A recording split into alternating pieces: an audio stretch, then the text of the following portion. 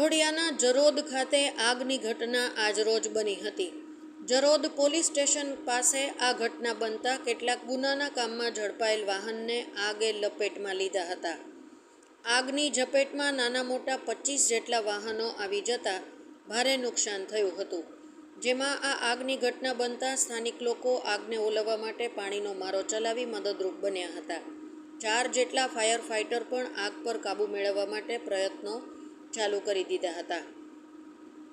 આ આગ લાગવાનું સાચું કારણ અકબંધ હાલ છે। અચાનક આગ લાગતા આજુબાજુના રહીશોમાં ફફડાટ ફેલાયો હતો।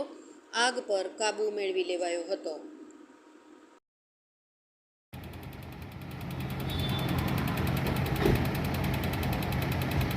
जरोद पुलिस स्टेशन की वडोदरा फायर ब्रिगेड ने जप्ती करेला કંઈક વાહનો અગમ્ય તે કારણસર કંઈક આગ લાગેલી વડોદરા ફાયર બ્રિગેડ તરફથી DRC ફાયર સ્ટેશન તથા પાણીગેટ ફાયર સ્ટેશનની સ્ટાફ સાથે ઘટના સ્થળે આવી આગને કંટ્રોલ કરેલ છે। પાણીગેટથી સબ ફાયર ઓફિસર વિમુખ મોહિતે।